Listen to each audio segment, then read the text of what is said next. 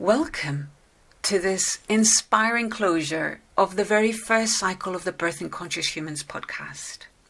Contributors come together live to share their insights and takeaways on birth from a baby's perspective. Hi, my name is Sofia Michalopoulou. I created the Birthing Conscious Humans podcast because babies and children do not have a voice, but sense and feel a whole lot more than we consciously remember, and who are ready and waiting for us to become aware of them for more of who they are. This podcast series is dedicated to all those babies which live inside of us and which perhaps were not seen, who were not heard, and were not acknowledged because of a lack of time, ability, or awareness. These are urgent times. I hope the conversations featured in the Birthing Conscious Humans podcast inspire new possibilities and pathways for you and your families, that they trigger you into healing processes and a greater awareness of your own birth journeys, which will awaken a deeper and more authentic love for yourselves and so for your babies and children. Thank you for listening in. Please do pass this podcast on, so that the ripple effect of this creation continues. And yes, there will be another Birthing Conscious Human series coming soon, with water. The final episode, let's say, of the Birthing Conscious Humans podcast that you then will be able to listen to either on Anchor or on YouTube, which is how we worked individually over the past couple of months. This is going to be like a group recording. Yeah. So what I'll just ask all of us to do, we're all more or less in silence. Just take a second to drop into our hearts.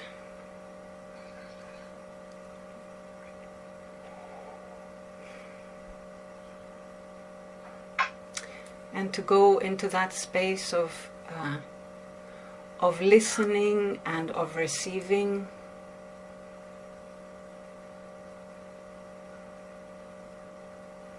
Perhaps you can also physically feel your heartbeat.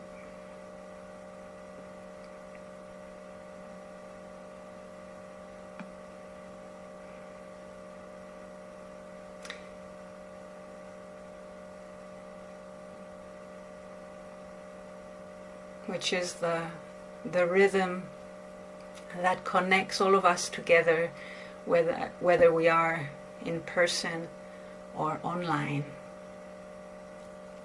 And it's also this heartbeat that connects us back to about 4 weeks in of our conception.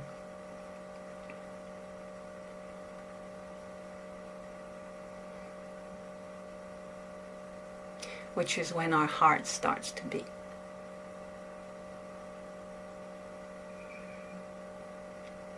So in a way, through our heartbeat, we connect back to our early memory as an embryo.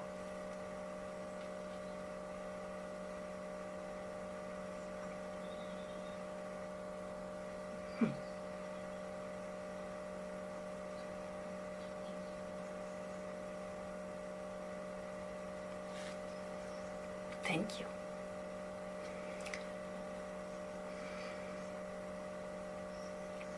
For listening in.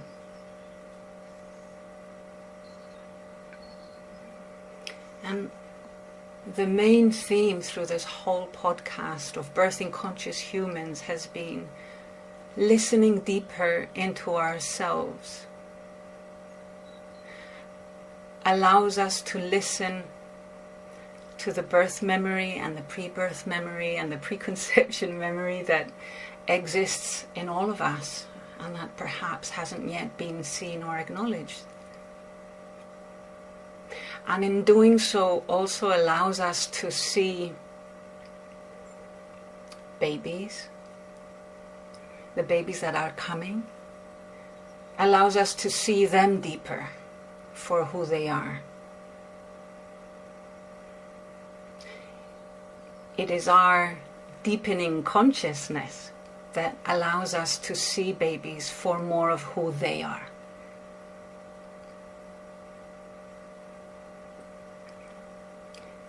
Yeah. Which is the reason this whole podcast series started. And then when I looked around, I realized I'm living with incredible human beings that are an inspiration in themselves. We all carry unique information, knowledge, and wisdom. And at this time in our evolution, it's not about doing things alone. So I might be expressing my vision or my gifts, but I also acknowledge that next to me I have incredible human beings that also have other pieces of the puzzle. Which is why I invited in some of the people that are here today and who are also going to speak just after me and introduce themselves and perhaps share an insight or a takeaway from their presentation. Yeah. So maybe what we'll do is we'll do it in the order of how the podcast sequence. So I think the introduction, I sort of gave you an idea of why I started this, and the first,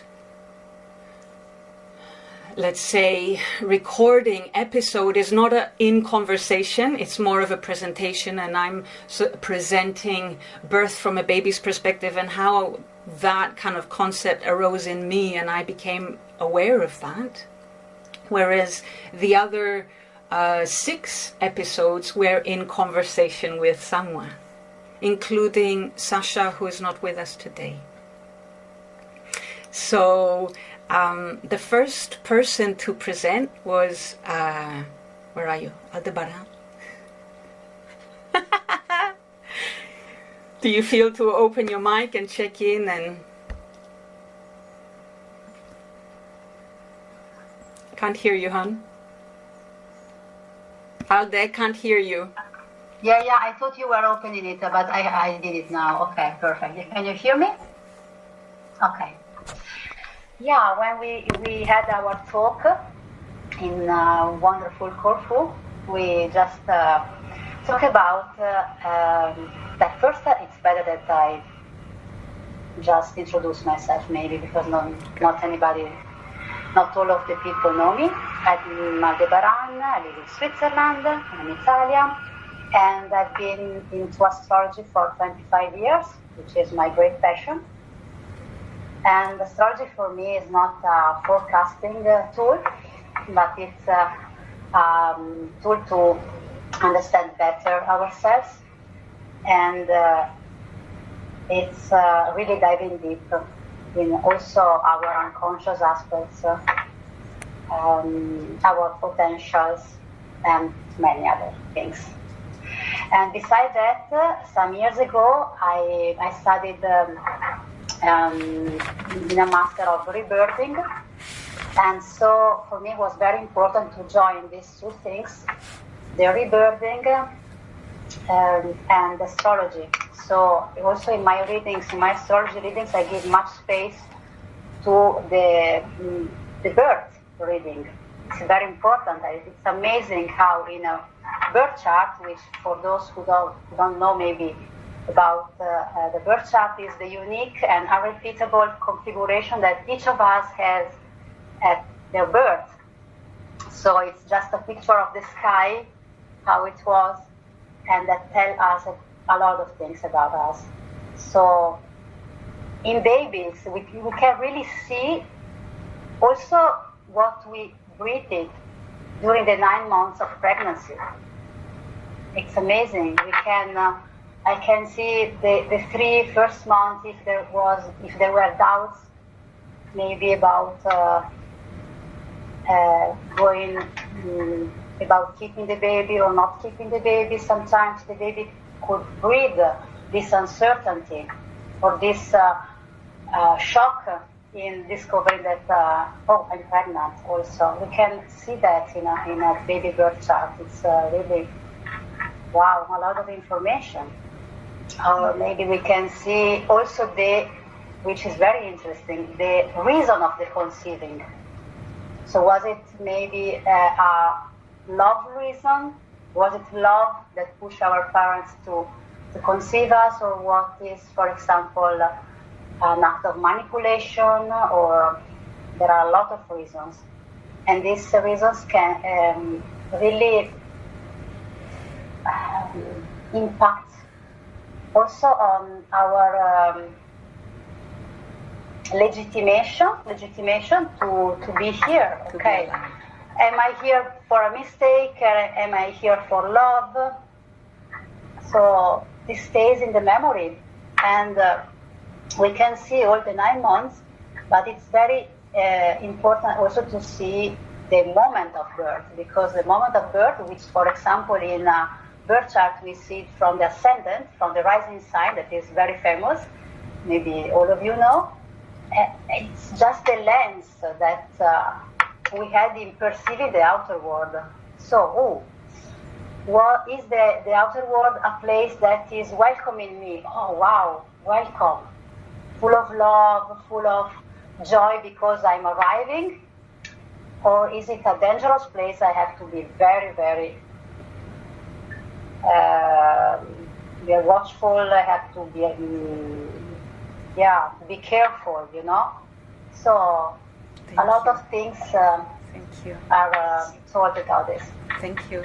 Aldebaran, just listening into you already, we start to feel into how we access information that starts to look at birth from a baby's perspective.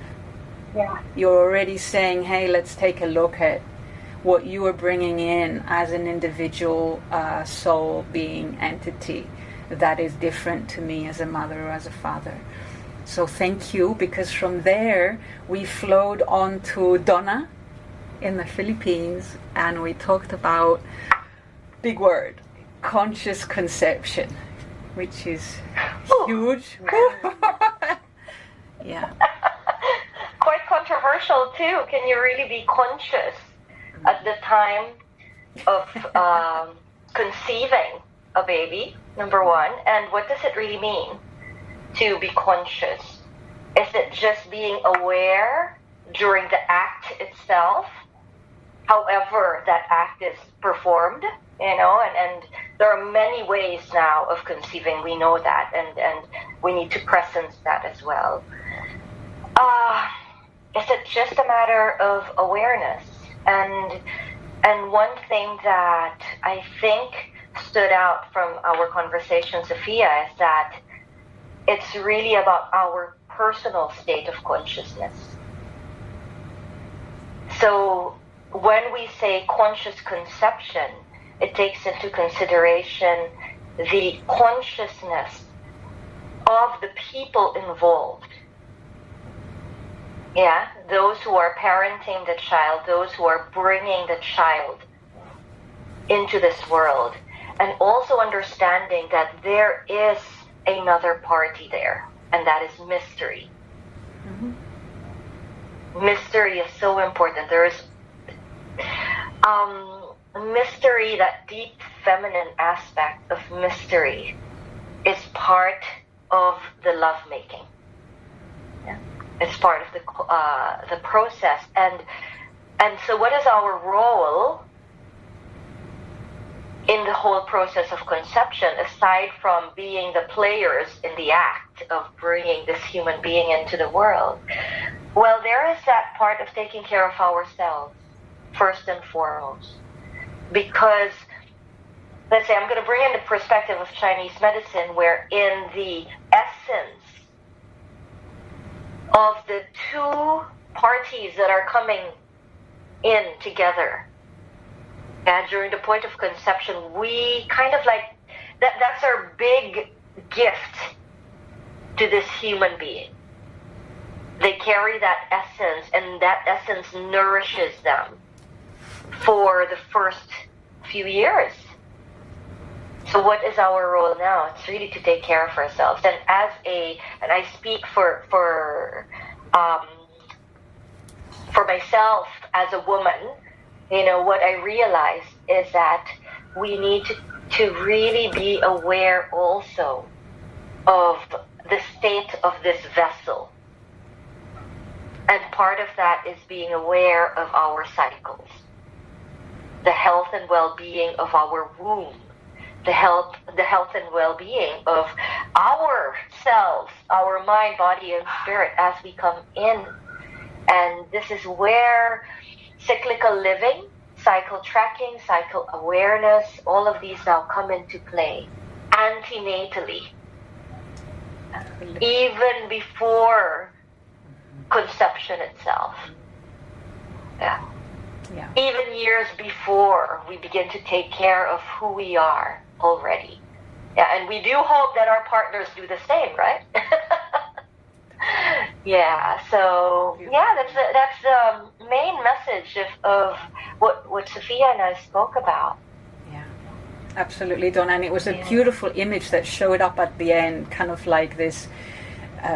If at conception there is at least 3 entities deciding to come in, so including the incoming soul which decides to come in, and there's sort of a vibrational sort of ripple effect that is cyclical, and these cycles sort of all clog in together at the right time in the lavak, but also a ripple effect through time and space. It just got quite psychedelic, but very beautiful. It is. And then if you extend that to what Aldebaran is saying, I mean, my goodness, at that point of conception, there's a whole constellation that is uniquely yours. Absolutely. Oh. And then we start talking about at this level of vibration, expansion, allowing more of who we are on this level to come into the vessel, sound comes in. It just does. Yeah. Which is how we then flowed on to the conversation with Igor. And the sound in a baby's name. Over to you, Igor. Thank you. Yeah, while listening, I was brought through my experiences with the theme, which have touched me very deeply from the very beginning. I was born into a womb that had an abortion or a dead baby in it before,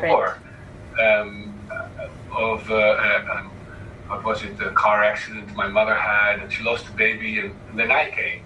And it took me to a few years ago before, with somebody being led back to that and to feel, hey, this space was not just light and easy. There was some real sadness already in the space I came into, but I also chose that space. So going forward into my life, somewhere halfway into my life story, I met with a woman. Yes, we made love, but we were not conscious, neither of us. And it took us a few months to realize, oh, she's pregnant, but she was also diabetic. So we're going through a whole cycle of painful stories happening. This baby went or had to go, and with that, the mother started to hear, it's okay, I'm going now, but it was good to be here, or something like that. I was in the belly, and now I go. And I myself, at some point in my artistic, as a musician or as an artist development, I built a wooden ball to come out of and be born out of. And I went very deep into this traumatic part inside me of what is this of being born and dying, and it was an ongoing story. And it brought me more and more into finding ways of expressing what I have inside, even without knowing what I'm expressing. And so for me, as a as maybe a gift to humanity in the maybe a megalomaniac idea, but that when we start to express all these experiences from birth, the whole package, when we start to express that in a very simplified way, just sound coming out, mouth changing, vowels moving, we are again like the baby developing the brain cells by making sound. And my love for sound is also because I see the immediate effect it has on myself, on my surroundings, and how for parents to develop their voice means that the vibration of their being goes into the baby, and the baby develops in a totally different way. So I can totally see how my passion or my need to work with sound in order to heal my traumas, at the same time, is a wonderful field for anybody to step into, even if you have no knowledge whatsoever about sound, and just to start like tipping the bucket over and starting to sort of empty out all the traumatic experiences that we collect in that first 9 months, in the first 7 years, our trauma package. I feel, it's wonderful that sound and all the other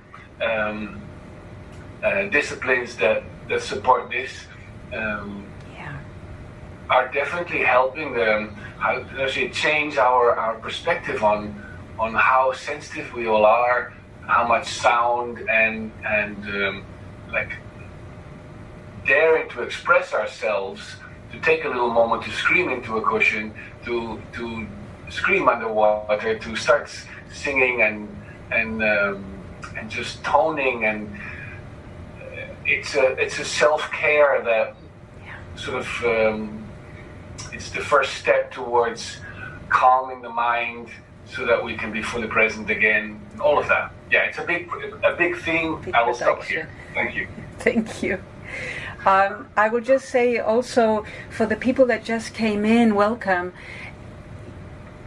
Each person who is introducing themselves that contributed to the Birthing Conscious Humans, the full recording of their conversation is available on Anchor and YouTube. It's for free, so you can hear the full package of the conversation, because some fascinating keys and information came up. So with Igor, we looked at how the baby's name is almost like the first container that allows an incoming soul to come through and start being who they are.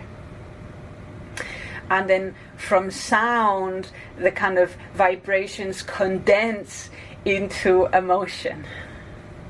And we start looking at how the emotional vibrational field of the container, of the mother, but also of the baby's body, is supported when mamas are juicy. So we had great fun with Ariana with his incredible title, Juicy Mamas. Yeah, and what helps a mama stay juicy, and the impact that has on baby. So Ariana, over to you. Thank you. Thank you. And thanks everybody for co-creating this very complete package to support new parents. I hope everybody can get in their mailbox from a friend or a friend of a friend.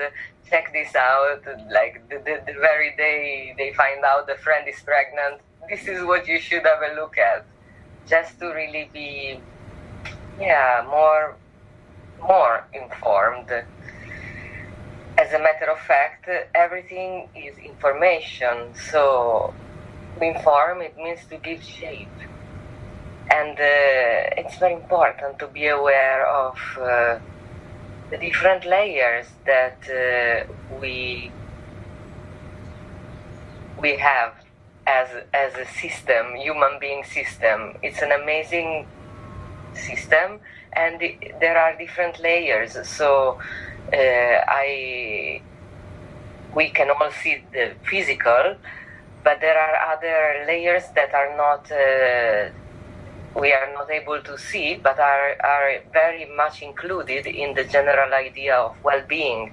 So for me, to be juicy is not only to feel really well in our own body, but also to be very connected to our emotions, to be aware of what's going on inside, to be able to express it also through sound, to be able to express what is going on inside, and not only on an emotional level, but also in the West especially, we have so much going on in the mind, at the mind level. So also to be aware of the thoughts and of the words that we speak, because everything again is information. If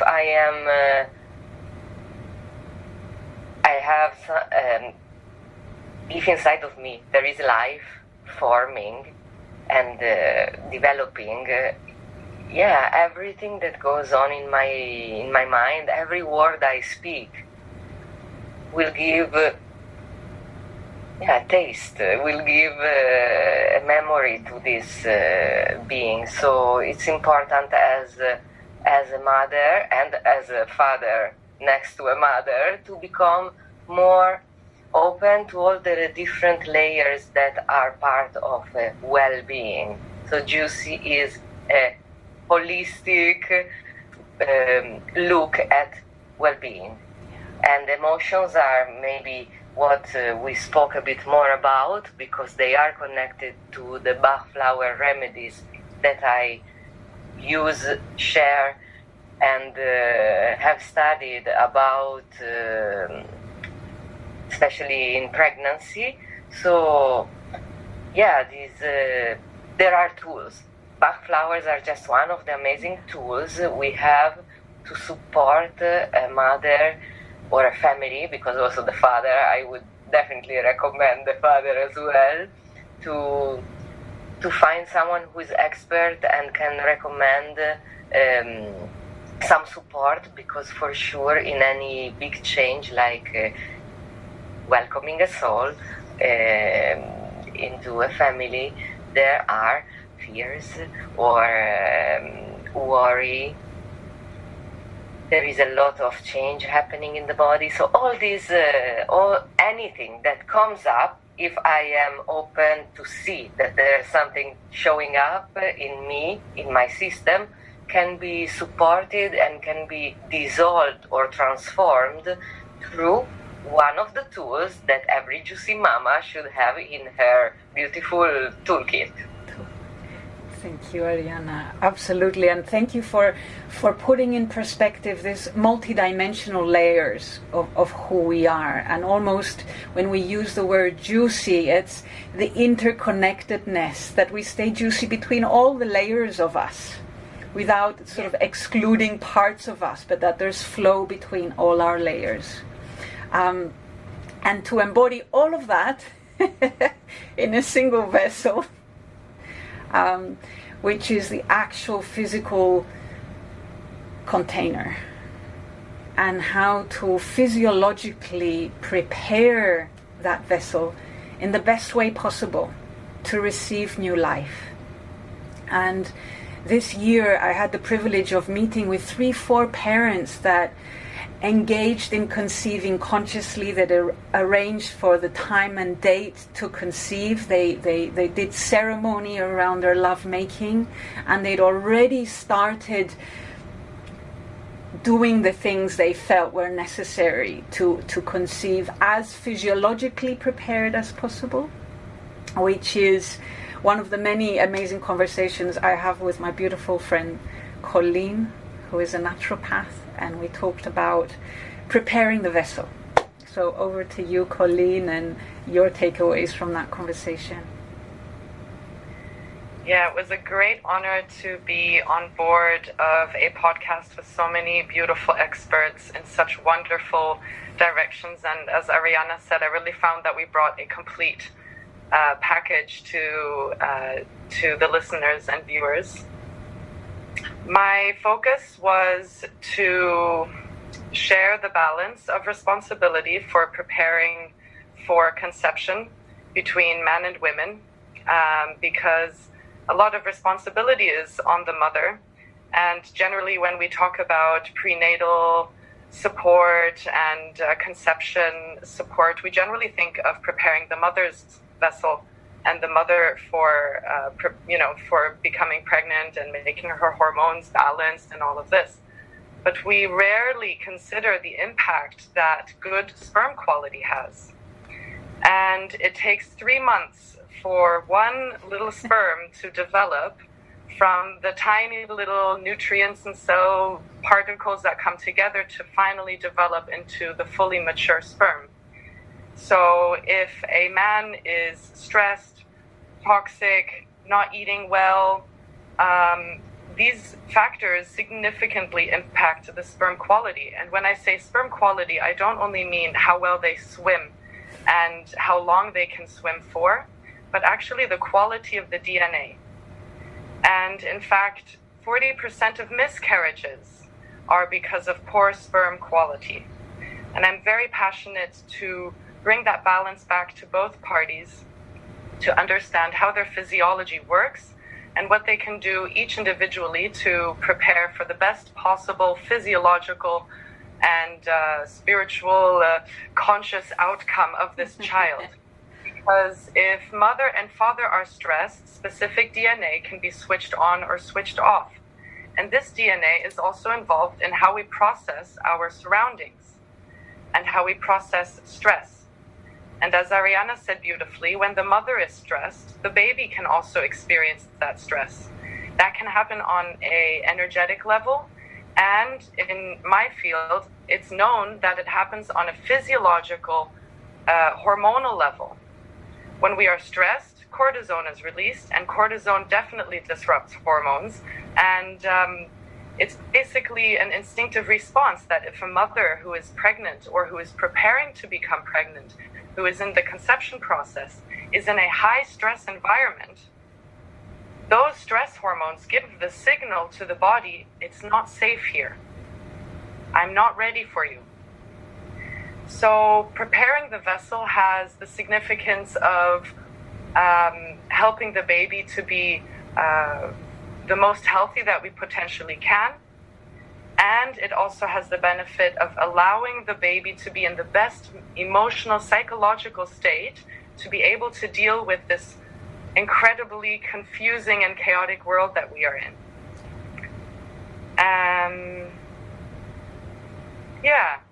I think I'll leave it at that. Leave it at that. Thank you, Colleen.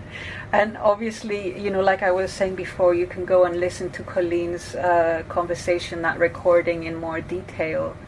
I think what you touched upon there at the end, Colleen, how we are arriving at a time in our evolution where we are embodying more of who we are. I could safely say more than ever before, as a multidimensional human being, which is in a way the timing of this podcast as well. The last conversation was with Sasha Heath, who is a new mom, the new mom in this first cycle of conversations. And Sasha has very bravely decided to commit her precious time to being with Raphael at the moment, so that's why she's not with us today. And the conversation that took place is, how does the awareness of all this that we've talked about, how does it show up for her in her everyday life, in the moments that things get really tricky, in the moments where she feels triggered or her fear comes up or her exhaustion comes up, and how much her ongoing practice before conceiving even actually helps her in the present moment. And I think the next question I'm going to go into, which applies to all of us in this group, in fact, from the 7, 2 of us are parents. So that means the majority, we've perhaps been pregnant, but we don't have physical babies with us. So why do we even feel to be able to share content on this subject? And starting with myself, I'd say we've all been born. So birth impacts all of us. And the way we've healed, integrated our own birth experience impacts that collective understanding of birth. And it was through remembering my own birth story that I got to where I am today. And yes, I believe in a better future for all of us the more we are able to consciously enter this life. So I'd like to do a brief sharing of each one of us in the same order of why now? Why do you feel called to contribute to this message, even if you're not a parent, if that makes sense? Mm-hmm.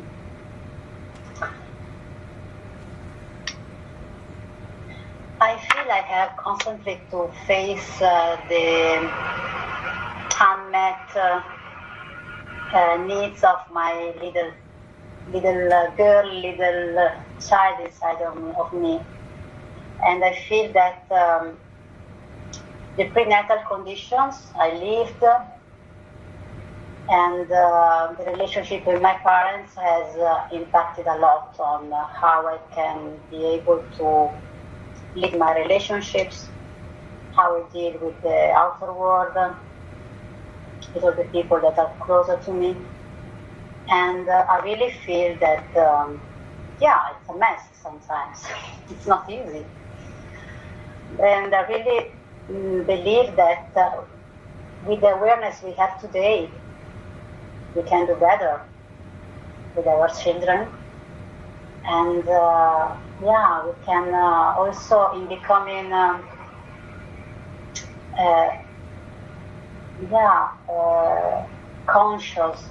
conscious parents, we can at the same time heal our inner child. So for me, this is very important, even if I chose not to be a mother. Thank you, Albert. Thank you. Donna, over to you. You are a parent, if I may say so. I am the mother of a beautiful 12-year-old girl now. My goodness, she's 12. Whew. Totally different parenting style, I tell you. Once they enter this age, it's like everything I know I have to shift again. And I really do believe that it takes a village. Now more than ever. And I love knowing that I have all of these dear friends who can help me raise my daughter. And not just raise my daughter, but also support me. Because the parents need the support too. And I know that if, for example, I have difficult emotions, I know I can run to Ariana. Yeah. If I need to express myself, I know I can call Igor and say, come on, Igor, let's sing. Let's sound out. And it does take a village. And like you, it was my own birth story that got me interested. Because I'm supposed to be born a boy, by the way, everyone. Somewhere along the way, apparently I changed my mind and decided to be a girl. And Aldebaran knows this. My charts even show something to that effect, that kind of journey towards embracing the deep feminine. And I really believe that our birth story impacts the way we live our life. The stories that we are told impacts the way we blossom as well.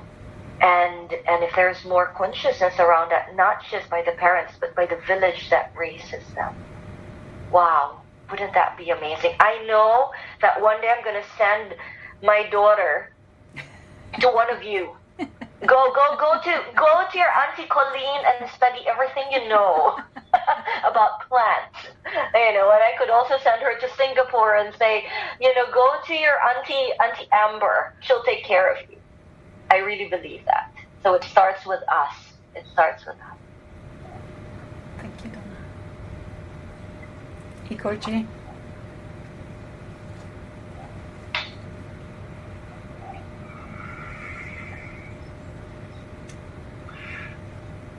As I slowly dissolve and become less of ego and more of something else, I am realizing, like also when I watch all of you at the same time, like with these open eyes, not focused on one person, just this big being.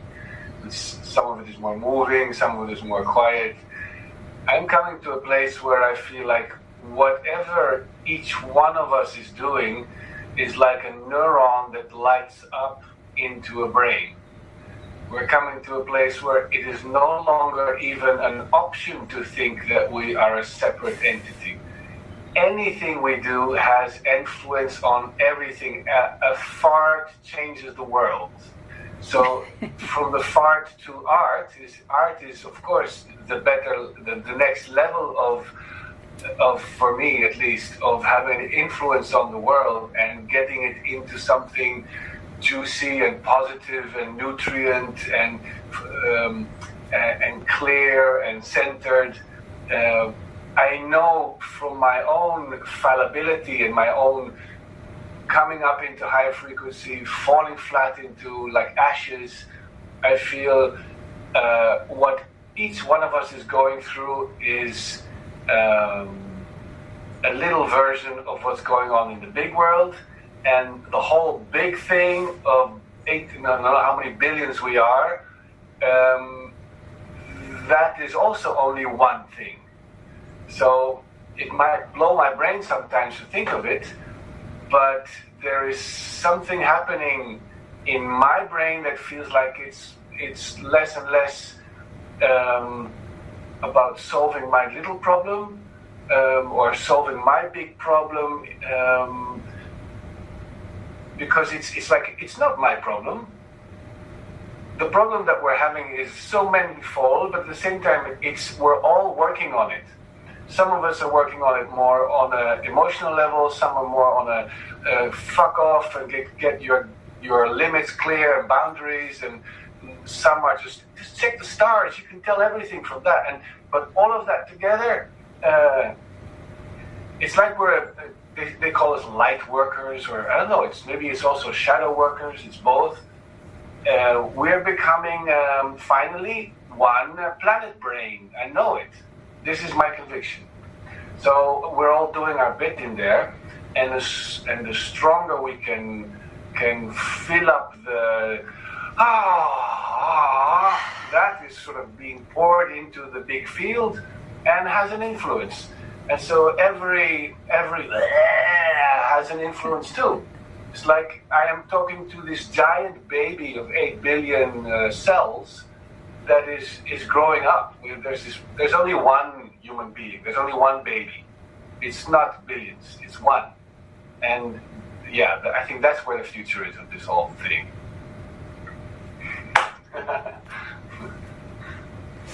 I'm keeping it together. I'm not crying. Ariana, sweetheart, over to you.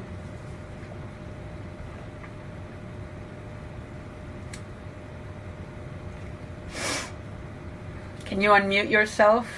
Yeah, microphone first. Unmute yourself. Unmute yourself first. So yeah, that's the journey. I learned. I really wanted to unmute myself, and the tools that I found have been so inspiring and useful that I felt it important to join and to bring also my part of the research that started with my own personal story and my needs that created desire to learn, and I definitely found good tools, and I would have a 20 years old son right now, so he is somewhere else, and I wasn't able at all to welcome him, and because of what I wasn't able to do, I continued to research and to investigate why wasn't I ready, why was it so difficult, and so anything that can help and support, I'm in. Thank you, Sophia. Thank you, Arianna. I really want to be part of the evolution, the conscious evolution of this planet. So this project is resonating with my deepest values. Good. I feel you. Kolinaki. Yeah, the reason why this project is important to me, and especially now, is because for the first time in our recorded and known history has a species brought our planet to the brink of survival. And we have been introduced to thousands and thousands of unknown chemicals to our body. And our body doesn't really know what to do with them. And the way that they often respond is that it affects our DNA. And if you look at how the evolution of our species is developing, we still have the same DNA as of 10,000 years ago. So we are meant to be wandering and eating leaves and berries and roots and walking and exercising a lot every day. We're meant to be in a small community. And instead, our species is now in a very overloaded state. So the reason why this work is very important to me is because now with modern science, we can see how specific nutrients or stresses or conditions, diseases, impact our health and impact that of the baby. Now we know this for sure, and it's not that we know everything. We maybe know 5% really, but I love to bring this science into the practice of how can we generate the most potentially impacting generations. It's time for us to make a shift, and contributing to the birth of conscious humans is in my list of to-dos in my life one of the greatest ones. If I can contribute to this evolution in our species, I'm good. I feel like I will have done what I needed to do for this planet.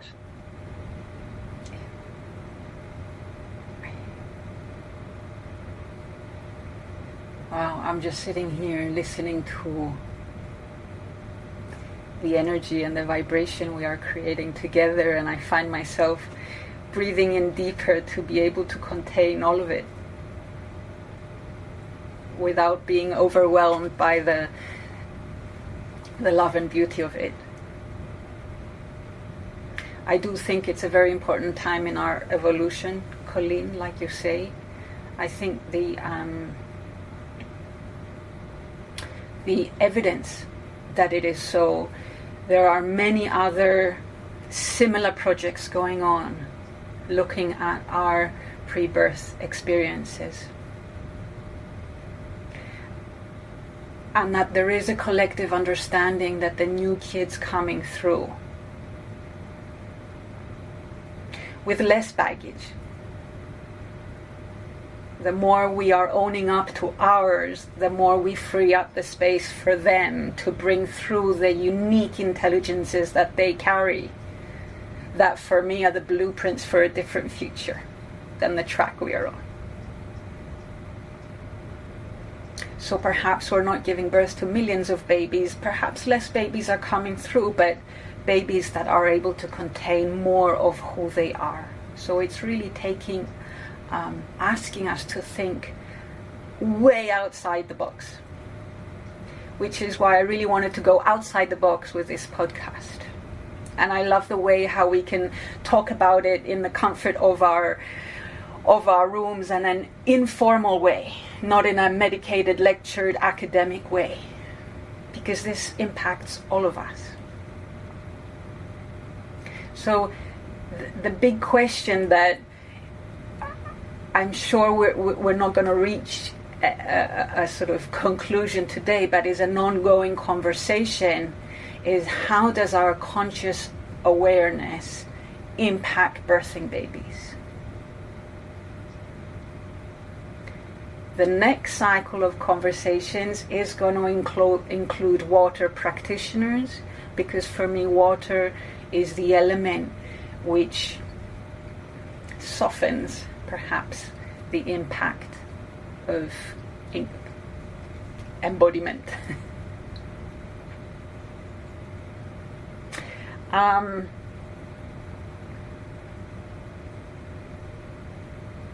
was going to allow another 10 minutes at the end for any questions that come up, either from us or anyone else kind of listening in that wants to ask on a practical level or sort of contribute to the conversation in some way, because I know there's some beautiful people there. Eleni, hi, I've never met you, but there is a resonance there. So perhaps if you put your hand up, so you've got a question, it might be in chat, or there's something you want to say.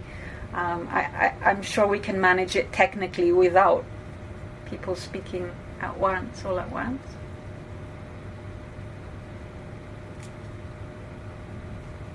Do you want to unmute, Eleni? Hello. Hello. Very happy to be here with you and to share Sophia's emotions. To be emotional and feel grateful to be in such a group. I have been in the same path, researching all these issues. I don't have kids of my own, but my research is fueled by the inner children. And lately, I come to the understanding that all this, what you were talking about, the consciousness of the baby and the intelligent entities, it has memory and all. And I've been approaching it as the babies of others, the babies outside of me. And now I come to realization through somatic psychotherapy and a lot of processing that it's my inner baby that wants to shine. It's this intelligence, this possibility, this amazing body state of the child, that is growing. It's still inside of me, and it still hasn't expressed itself due of heavy conditioning that we have been under. So yes, by listening to you, I feel this baby becoming more alive and more accessible. And that's the one thing I would like to share with you. And the other is that as I said, I'm in my own research, and I have been contacting people with similar interests, and prenatal psychologists and doctors that do research in prenatal memory. Maybe Akira Ikegawa. It's a huge he's doing in Japan. And spreading the consciousness, spreading the idea to look at the baby's perspective. And my question is how to put this out more, to people. Because we have been researching, we've created such a great circles, but still we are, the things that I do also, there is not a lot of participation. So one question would be how to bring this out, how to make it more relevant to people. Two things come up for me immediately, Eleni. One was in a recent beautiful sharing that we did in person, and I had the same question. And the answer that came through was, it's not the number of people, but the depth and breadth of awareness of the ones present. So it's not about 1 million babies being born, but maybe just 10 that will make the difference because of how deep and how far we are able to go. I think the ripple effect of circles like these, and this is why we're working in our circle and in togetherness, have a ripple effect out. So yes, please do share the podcast, please share the recordings if you feel in your heart that this is the right thing to do.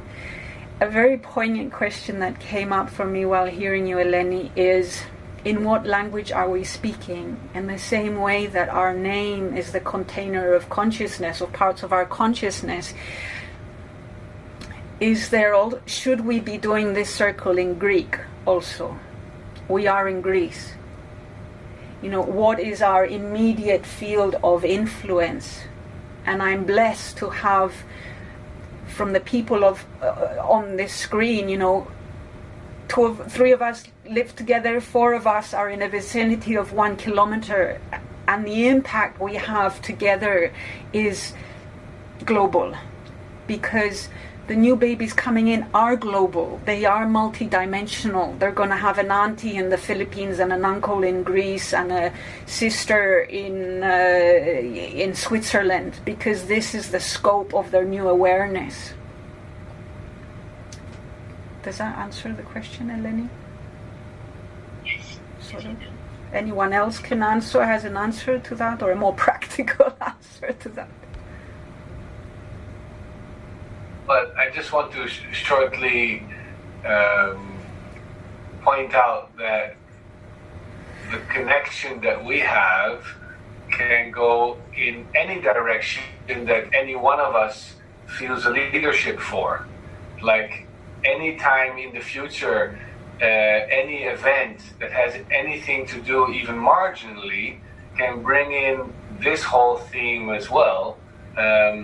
As you develop the conference of Water for the Soul, as each one of us creates like a little bit bigger things that are a little bit more a platform or that connect to many circles, we can massage this message in along with the rest of it. I think it's a very important one, and I think we can also, Eleni, I have the feeling like you have already also a body of work that you could share, and I think we can just keep making this, how do you say, this whirlpool turn more and more into a whole, a clearer and clearer image of a bigger network that we create together. Something like that. Do it. And also, Go ahead, Ariana. thank you. And also while we ourselves become more conscious, we learn to bring up the topics that are dear to our heart without expecting that other people bring up the topics that are dear to our heart. Because we all have a unique impact and meaning to be alive here now, and by daring more and more to shine our own light, we will give the contribution that we are here to give. So talk about it, write about it, get together with people who talk about it, and make it more relevant for you, for your circle, and the ripple effect, hopefully. Because if you support a friend in a holistic way to become a parent, for sure she will feel better than another friend without that experience, so that she will speak about it. But it starts from us daring to bring the topics that are dear to our heart into the field. Yeah.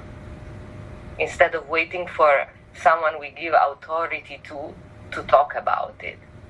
The priest maybe will not talk about it, but you shall become the preacher of this particular topic.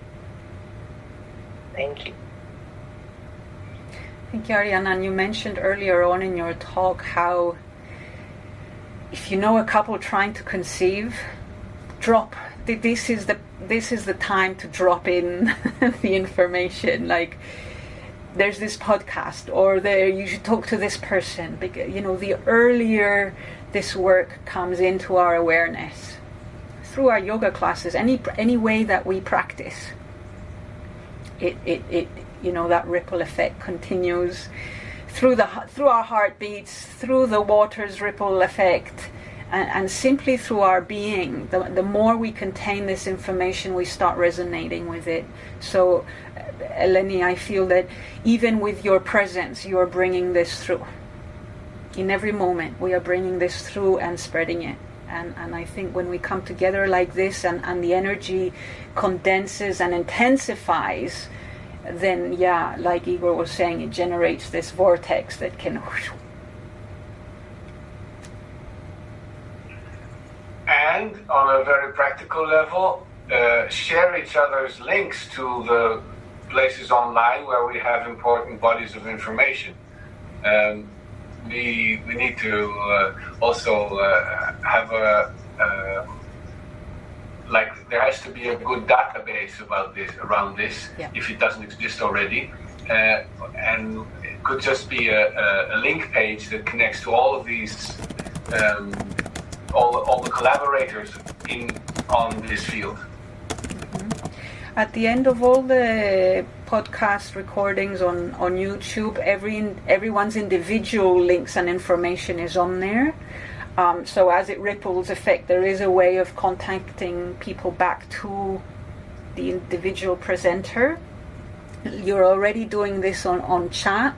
And I think the more we learn to speak our truth, the more we overcome this fear of being seen and saying, yeah, I've got a website, this is my website. Not because I'm pushing it onto you, but because I'm connecting.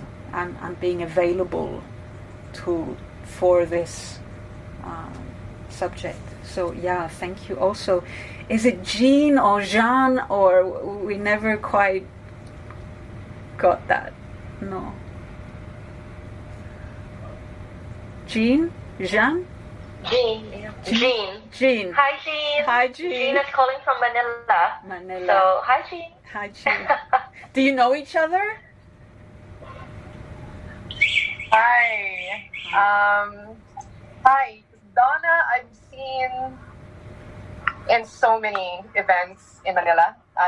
When I would pass by.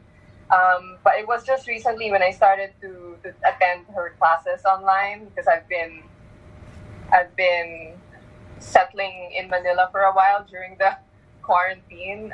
But yeah, she's my connection. That's how I got connected to this circle. And by the way, thank you so much for holding this very safe, loving, open, truthful conversation.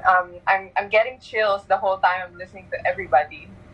I did have a question. I remember Donna and Igor. We lost you, Jean. Jean, you're on unmute. You're muted now. Can you unmute yourself? Yeah. Oops. Yeah. So I remember. Thank you. I remember Donna, Igor, and Sophia, I think it was, who earlier said that you mentioned something about your own birth experience. I'm curious about that. Are you referring to you actually remembering your experience, or is that like a metaphor that you were speaking about? May I? Please. So, actual physical memory, Jean, when I started training in the water I thought I was going to the water to learn how to support other human beings and pregnant couples in the water as a way to support pregnancy and birth, but what I hadn't calculated was the impact that the warm water was going to have on me.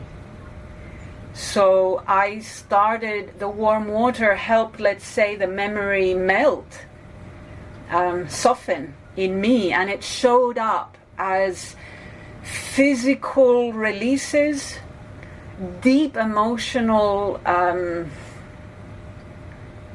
reactions, sensations, visions, memories of different stages of the birth process. And the only way for me that I was able to contain it safely and with the authenticity that it asked of me was the professional setting I was in, knowing that the other people were also experiencing the same thing, so I wasn't sort of suddenly going cuckoo, you know. Birth memory has quite a specific identity and way of expressing itself. It runs really deep, and you know that when you've touched upon it, it's electric almost, the ripple effect through it. So no, it's not just a metaphor, it's actually physically, emotionally, mentally, and spiritually present in all of us. And I think we've all been sharing pieces of how we remember, so it's in all of us. And this is why I think what I was saying before, birth impacts all of us. Hikochi? I just want to add shortly to answer my part of that question, is that the part of remembering being inside the womb of my mother and what it felt like. I was brought there by a therapist asking me a few questions. So it wasn't a full being in hot water, having it was just somebody, okay, we're sitting down in this sort of therapeutic moment, and what is your deepest, what's going on? How about looking into how you arrived? What is this? If it's a room, what does it look like? And with that serious, clear, focused question, I got a very clear image. And I have so many situations, so many moments where just asking the right question gives you a very clear answer and shows that we are multidimensional. We do have access to all the knowledge we need to know, but it's about to come to that space where you say, I feel safe, I feel relaxed, I feel I can trust the people I'm with.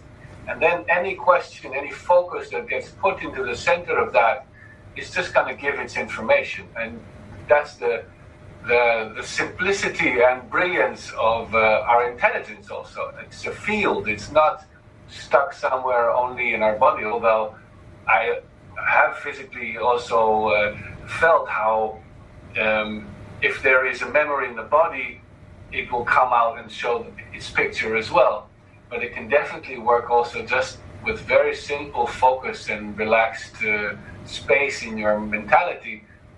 Many of the questions that you might have around that could be answered that way. Thank you. Thank you, Igorji. For me, it's I'll just make this very quick, but for me, I started, you know how we all have our personal mythology. Each of us here has like a creation story or a birth story. And I have mine.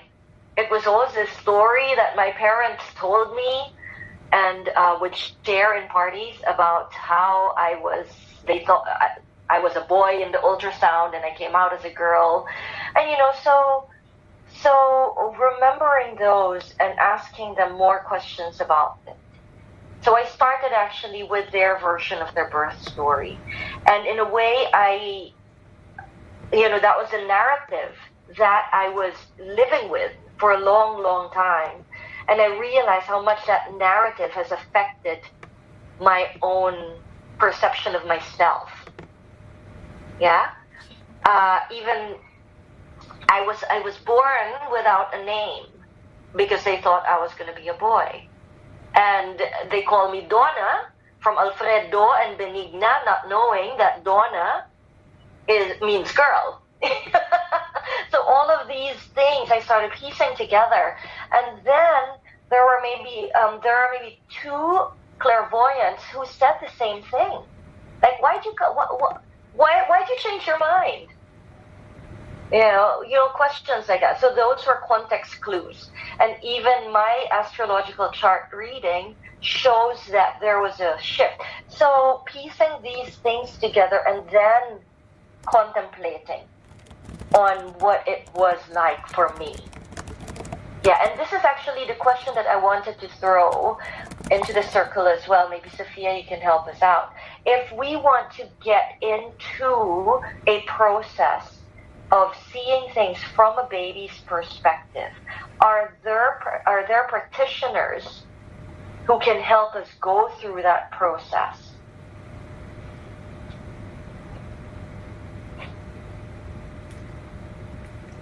That's what I do for being in service. I'm finding the way to be able to do it on land without the water. The memory exists in a place that is not in the speaking part of the brain, let's say. So there is a non-verbal element to the experience of remembering and going deeper. There is a slowing down that allows this information to show up. There is a need for safety, consent, for it to be able to. And I think the trickiest part in pre-birth memory is the incredulity of it all. There is still an element of, what? We remember before we are born. There's still that long-standing mental that says, unless you see it, it's not real. Accepting that this is fully real and still has an impact on my life daily, because that memory is still in me today. It's not because it still exists 45 years ago. No, it's my inner embryo is still seeing through me today. But the pieces of the puzzle are already there if we look. Like you were saying, our name, the place we chose to be born, the parents and our surrounding environment are keys to building that picture of why it is we came and the purpose we've come to serve. And in the ways that we've come to do that. Igorji? Yeah, because we keep talking about our inner children, I realize that a big part of the work is to reinstall our inner parents. Because actually, the children have gone crazy and have taken over. Because because as soon as fear pops up, it's that child that takes over the whole body, the whole system, the whole situation. Where are the fucking parents? Sorry for the fucking. Where are the parents? Where are the parents? And so, who's my daddy? Who's my mama? I am my daddy. I am my mama. How does it come through? How can I learn about becoming a good parent to my inner child? Something like that. That's what I feel. Don't be sorry for the fucking, Igor. That's how we came to be, right? It's true. It's true. I'm hoping the loving and not fucking. Where are the loving parents? Yeah. To the point.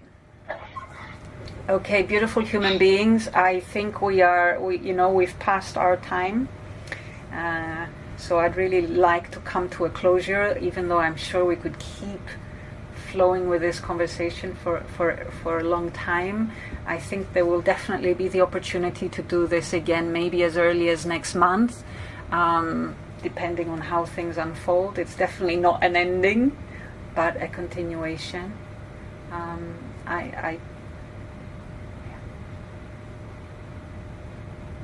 Thank you to every single one of us for showing up at this time and place, and for being open to connect and create together. I think if we all open our microphones,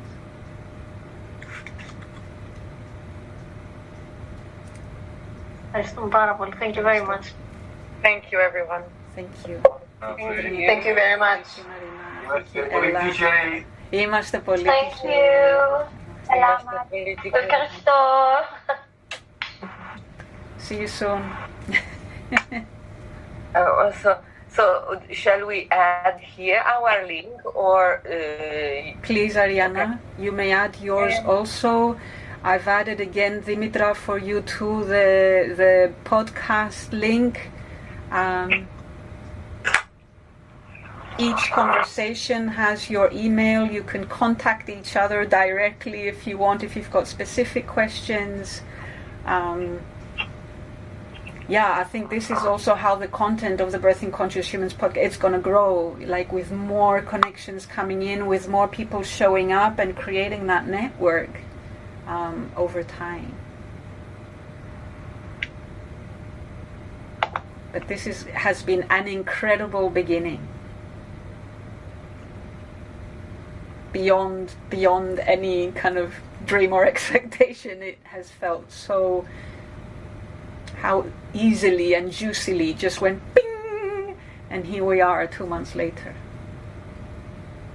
Well, thank you for your courage in picking this whole story up and blowing it up to a size where we can all fit in it with you. Yeah. Thank you for being there and supporting me in this. Thank you. Yeah. Thank you, Sophia. Thank you, Donna. Thank you.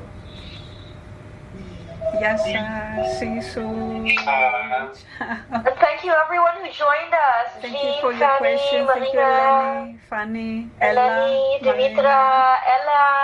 Ella is from Manila as well. Hello, Ella from Manila. And she's probably going to be sick of me saying that. She's a doctor. Hi, She's Ella. at home. Hi, Ella, also. Thank you. Hi, Ella. Mira, I love you. Yes, Dimitra. Thank you to all the contributors of this beautiful podcast. Thank you to all of you who have been present and have been listening in.